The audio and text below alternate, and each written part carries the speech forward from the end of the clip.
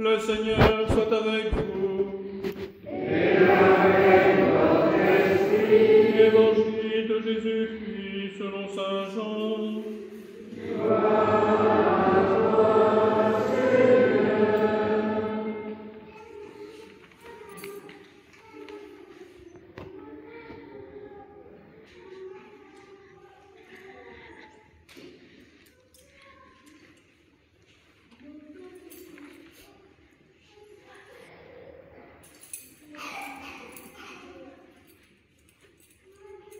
En ce temps-là, Jésus disait à Nicodème, « Nul n'est monté au ciel sinon celui qui est descendu du ciel, le Fils de l'homme.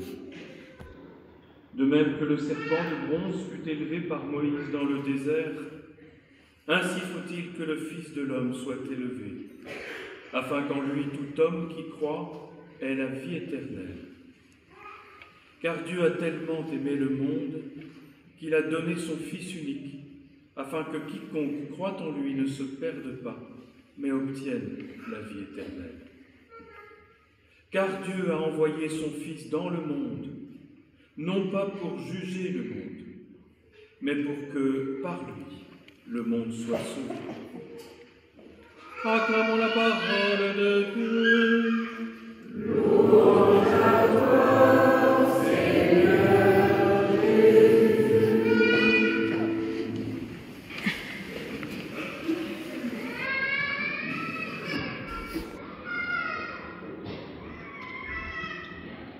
Bien-aimés de Dieu, je disais au début de cette messe que l'Église fête aujourd'hui la croix glorieuse, la croix qui était vue jadis comme signe de souffrance et d'anéantissement de l'être humain, devient avec le Christ Jésus signe de révélation de l'amour de Dieu. Saint Jean dit, nul n'est monté au ciel sinon celui qui est descendu du ciel, le Fils de l'homme. De même que le serpent de bronze fut élevé par Moïse dans le désert, ainsi faut-il que le Fils de l'homme soit élevé, afin que tout homme qui croit en lui ait la vie éternelle. Évidemment, nous contemplons la croix et nous la regardons toujours de haut, puisque l'expression nous conduit à dire, c'est du haut de la croix que le Seigneur nous a obtenu le salut.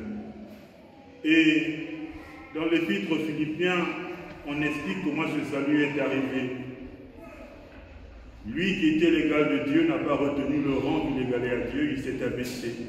Il s'est anéanti prenant la condition de serviteur. Une manière de dire, sur la croix, Jésus nous obtient la grâce du salut en acceptant les volontés du Père. Et quand on voit l'art particulier de la croix, elle est en deux dimensions. Une dimension verticale et une dimension horizontale. La dimension verticale, c'est que tout nous vient de Dieu. Et tout nous vient de Dieu, et pour le révéler, Jésus le Fils est venu justement nous révéler cet amour de Dieu. Mais en vivant sur cette terre, en acceptant de mourir sur la croix, il prend sur lui tout le péché. L'arbre horizontal nous révèle comment est-ce que le Christ récapitule toutes les choses et nous apporte le salut en prenant sur lui toutes nos souffrances.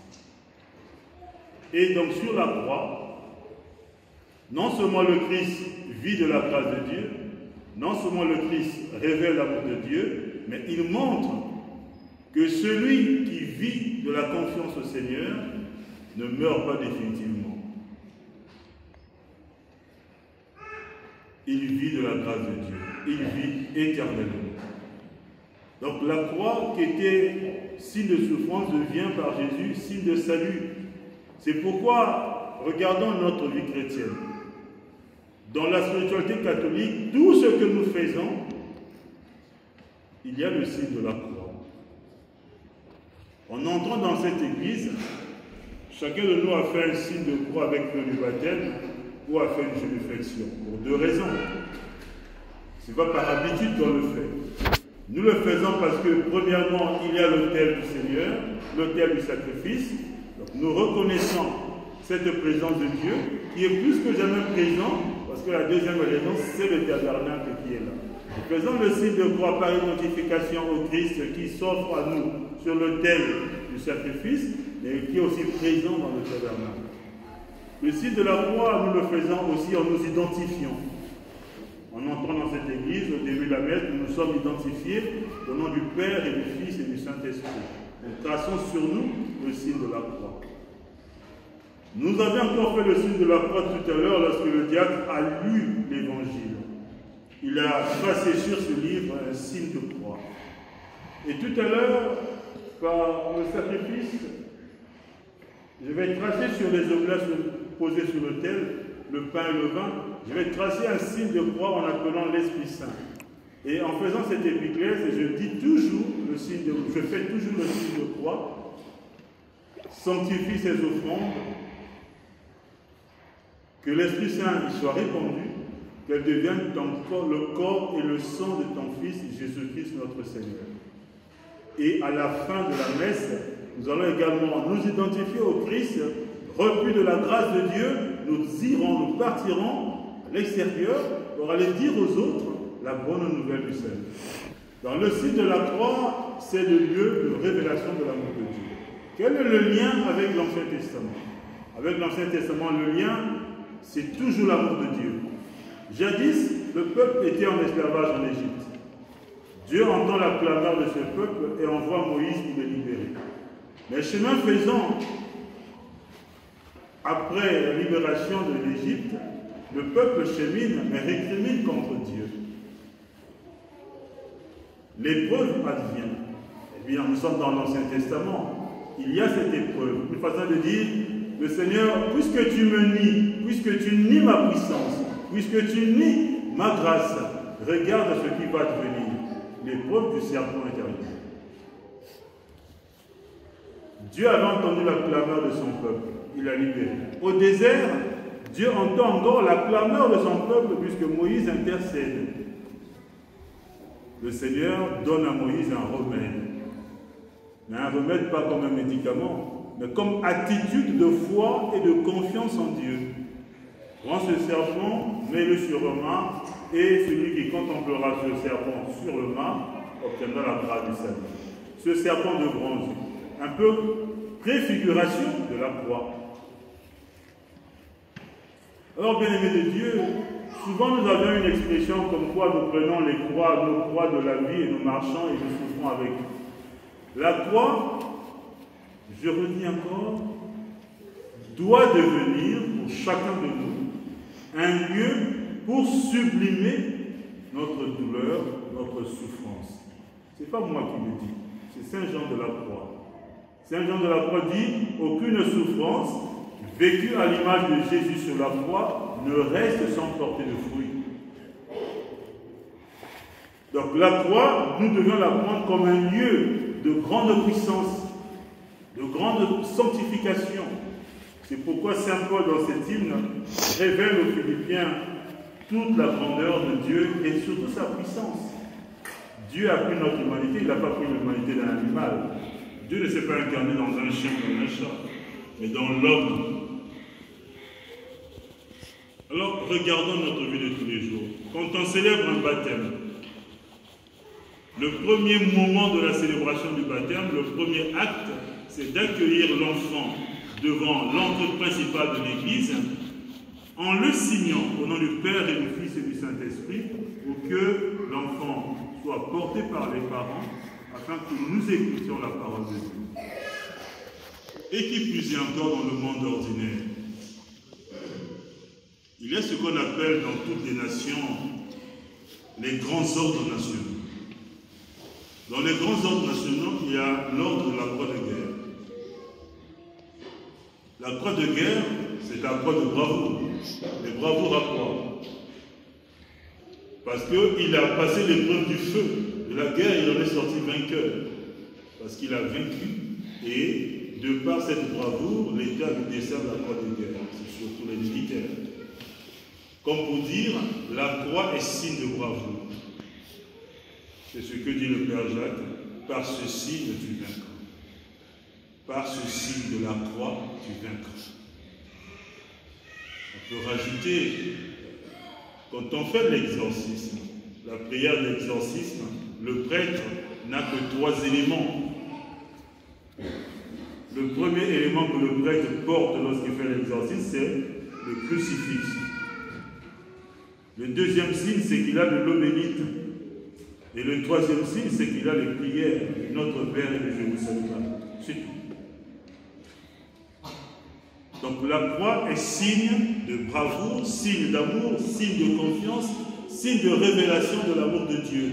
La croix est signe de puissance pour celui qui croit. Alors tu vaincras. Souvent nous allons chercher des prières là où elles n'existent pas. On peut réciter les prières de tous les saints qu'on veut, mais ce n'est pas ça qui apporte ça. C'est la confiance que j'ai en Dieu, dans l'authenticité de ma vie. Le signe de croix n'est pas un signe muet, c'est un signe parlant. Quand on dit au nom du Père et du Fils et du Saint-Esprit, c'est comme si nous faisions une profession de foi. C'est-à-dire, je rends grâce au Seigneur qui me donne la vie, c'est l'âme. Il me donne la vie. Mais il me donne aussi un sauveur, celui en qui je dois mettre toute ma confiance parce qu'il est le Fils bien-aimé du Père qui est venu m'apporter le salut. Évidemment, cette grâce du Père par le Fils, l'Esprit Saint consolide cette grâce parce que l'Esprit Saint me permet de marcher sur la terre des hommes. Je rends grâce à Dieu qui me donne la vie, il me donne un sauveur qui chaque jour fait route avec moi et l'Esprit Saint me permet de marcher sur la terre des hommes afin que mes pieds n'heurtent pas la pierre. Demandons au Seigneur une grande confiance, puisque le psalmiste nous dit, n'oubliez pas les exploits du Seigneur. Quels sont les exploits du Seigneur? La vie qu'il nous donne, personne n'a payé de rançon pour être aujourd'hui. Nous sommes là parce que le Seigneur nous aime, parce qu'il a renouvelé en nous sa compassion.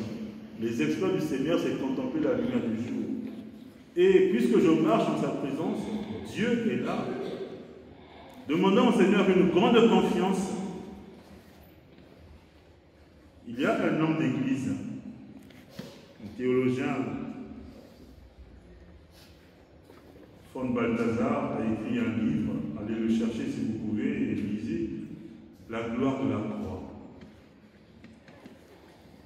Par la croix, Dieu est vainqueur. Alors pour vous les amis qui commencez le catéchisme le demanderez aujourd'hui, aujourd'hui c'est le dimanche de la croix.